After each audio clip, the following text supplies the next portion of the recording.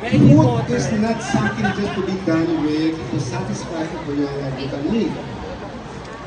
We hardly eat alone.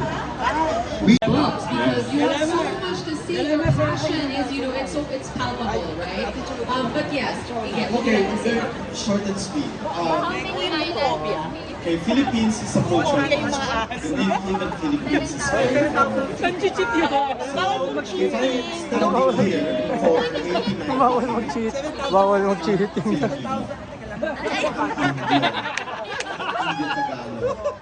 Bawal mag-cheating. I'm standing here in 17th century as an Indio. Which This country is is the not largest in the followed world? like China! Wala sa same choices. thing, Philippines, but it's a slave Antarctica, auction. Africa, Russia. Russia! Diba? Parang gano'n. However, when you talk about Filipino food, I mean, as Koyang Ahmed was saying, we have a very, very long ancient history, but we are actually a very young What was the country. first We're barely animal like ever known? 125 years old. Sheep! 25. Hindi, from 1898.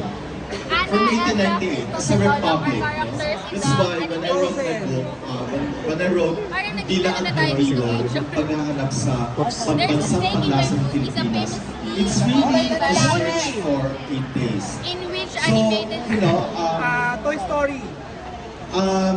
it's so hard to What is the define fifth what sign is of the Filipino zodiac? food because we are Yes, an Gemini, archetype. Scorpio, Leo, So Libra. it's hard to define a Filipino restaurant because when you go to the States, what is a Filipino restaurant? Is it What is the traditional Here you go. way of treating And elders? sometimes we forget na the other players or the other actors like Lumad, you know, like the food of Maguindanao, the food of Maranao, the food of even the Cordilleras.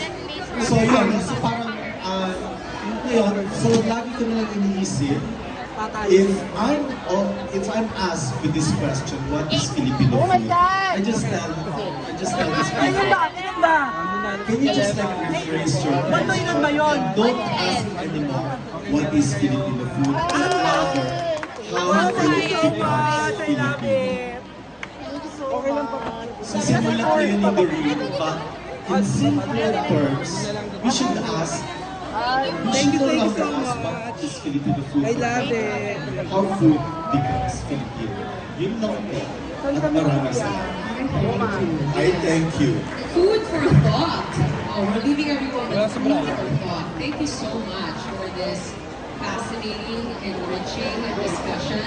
Everyone, you can get their books.